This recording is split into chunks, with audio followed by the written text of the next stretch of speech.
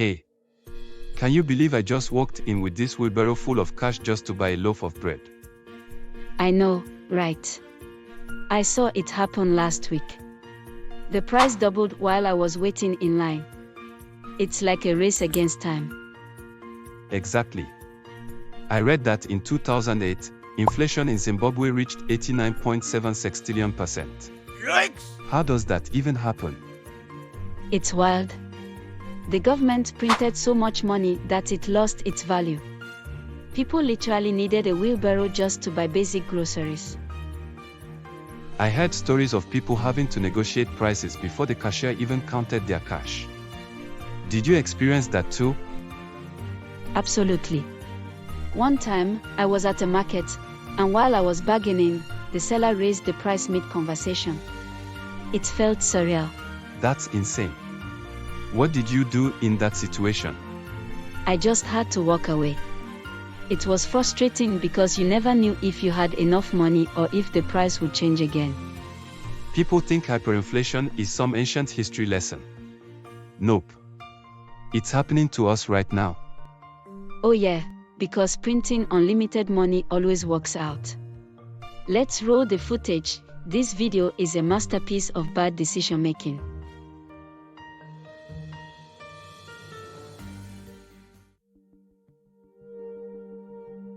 Picture this. You're standing in line at a grocery store in Zimbabwe, holding a $100 trillion bill in your hand. Yeah, trillion. You'd think that makes you a baller, right? Spoiler alert, it barely covers a loaf of bread. And by the time you reach the cashier, you might need another trillion or two. Welcome to Zimbabwe in the 2000s, a real-life economic horror story. Inflation didn't just creep up, it skyrocketed like a SpaceX launch gone wrong.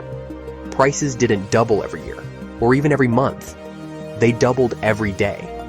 In November 2008, inflation hit an almost comical 89.7 sextillion %. Yikes! That's 20 zeros, in case you're wondering. At that point, money wasn't even money anymore. It was monopoly cash with worse purchasing power. People were carrying stacks of bills just to buy basics like bread and milk. And if you were paid weekly, well, good luck. Your salary was worth half by the end of the day. There's a reason people started weighing their cash instead of counting it. I mean, when your wallet needs its own gym membership, you know something's gone horribly wrong. So, how did Zimbabwe get here? Well, let's just say their government thought they found a cheat code to fix their problems. Print more money. Classic. After seizing farmland and wrecking the agricultural economy, they needed a quick fix. And what's easier than firing up the money printers? Except, plot twist, printing money doesn't create value. It just creates more paper. And the more they printed, the less anyone trusted their currency. In the end, Zimbabwe's dollars became so worthless that people started using foreign currencies instead. Imagine being so bad at managing money that your citizens ditch your currency for the US dollar. Ouch.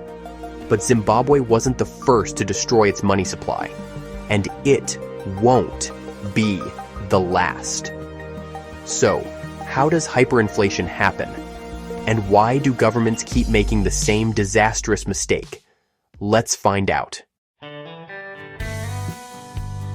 Alright, before we dive deeper, let's get one thing straight. What exactly is hyperinflation? I mean, we all know inflation is when prices go up over time. Annoying, but normal. Hyperinflation, though? That's inflation on steroids. Think of it like regular inflation's unhinged cousin, who shows up at the family barbecue, flips the table, and sets the backyard on fire. In technical terms, hyperinflation happens when prices skyrocket by more than 50% per month. Imagine your morning coffee costing $5 today, $7.50 next week, and $20 by the end of the month. Suddenly, that $5 latte habit isn't just hurting your budget, it's obliterating it. So, why does this happen? Well, it's usually a combination of governments printing too much money, losing control of the economy, and people losing trust in the currency. Think of money as a group project in school. It only works if everyone agrees it has value. But the moment people realize the government's just cranking out cash like a broken vending machine, game over. And here's the kicker.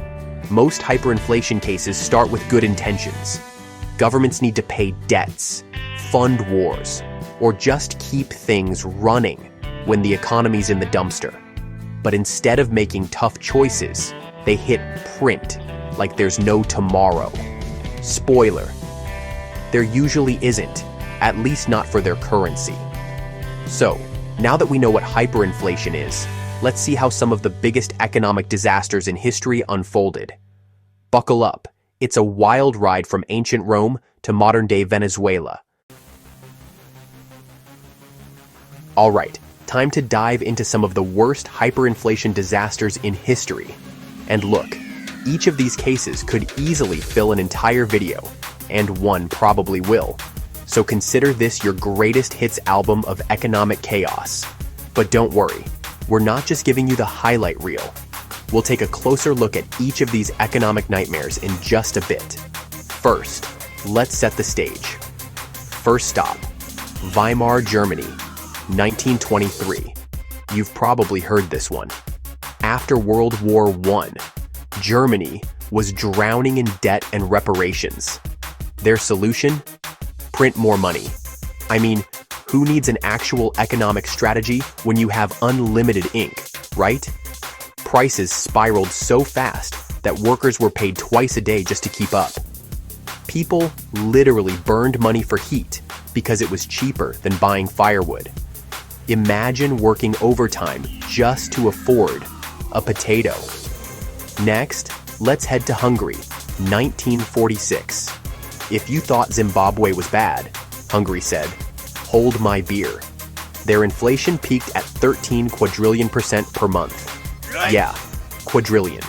You know it's bad when you need scientific notation to express your inflation rate. Prices doubled every 15 hours. By the time you finished lunch, your dinner cost twice as much. And finally, Venezuela in the 2010s, a modern-day case study in how not to run an economy.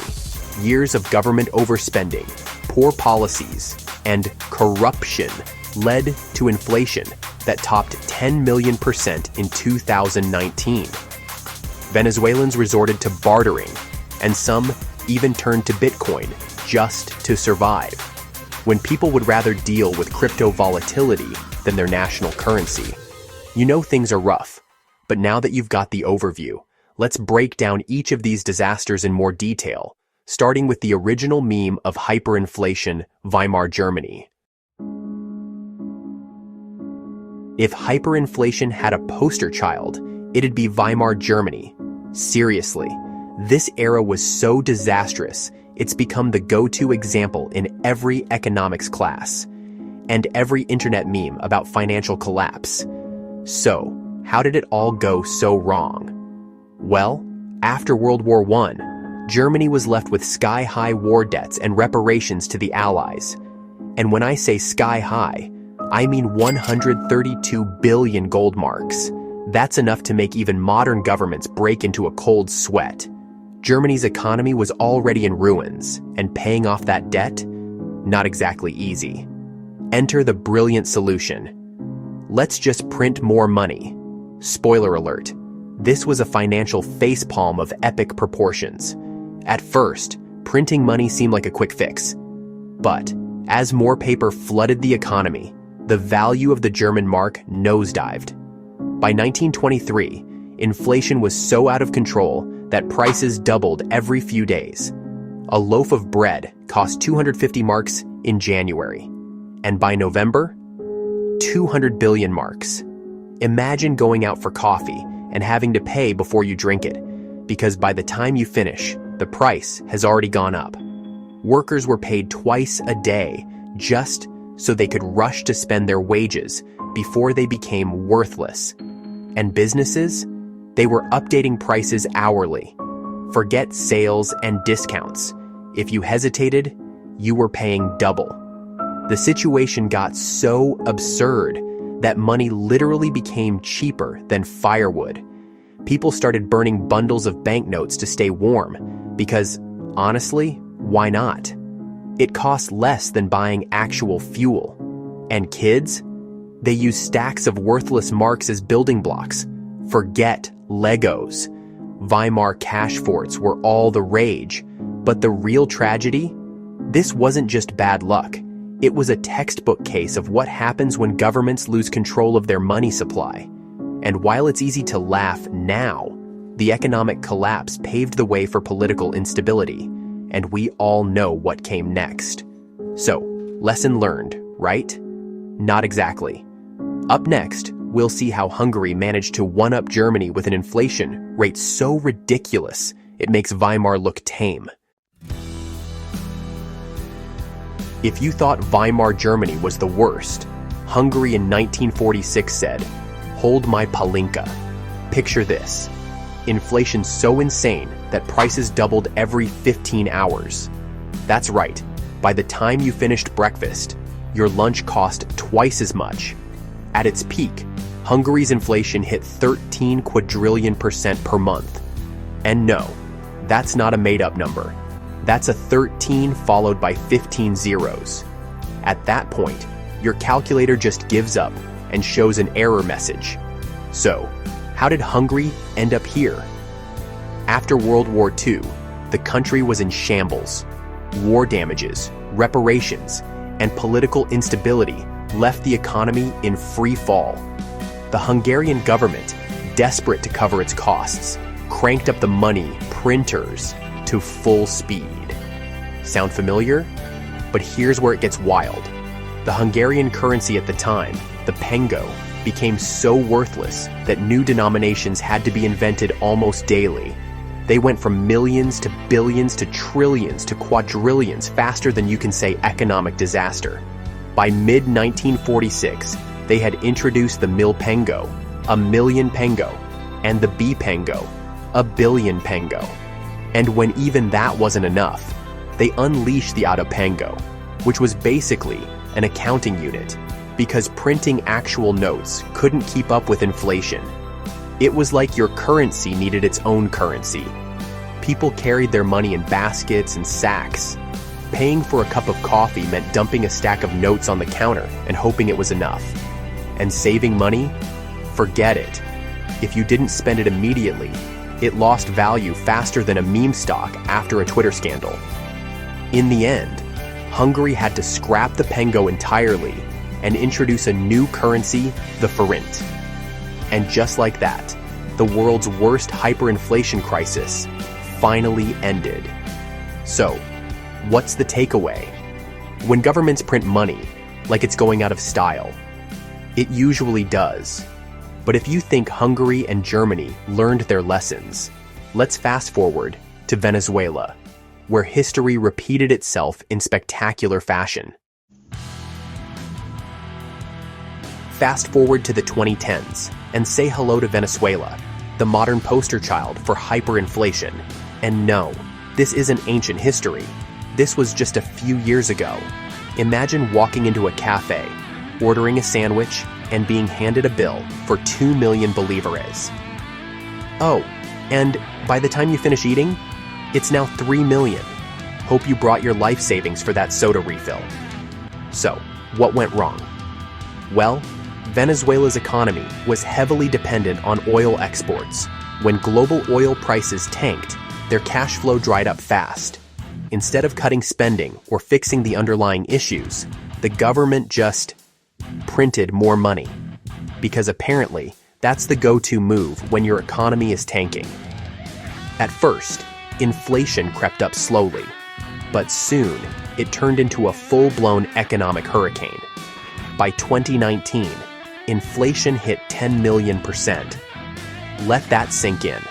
Money lost value so fast that toilet paper was literally more valuable than the banknotes themselves. And let's be honest, it was probably more useful too. Venezuelans resorted to bartering goods, using foreign currencies, and even turning to Bitcoin. Because when your government's financial system is worse than crypto volatility, you know you've hit rock bottom. The bolívar became so worthless that people started using it for craft projects, folding bills into purses, bags, and even art pieces. Hey, if your money's useless, might as well get creative, right? In the end, the Venezuelan government introduced the sovereign bolivar, slashing 5 zeros off the currency to make it look more presentable.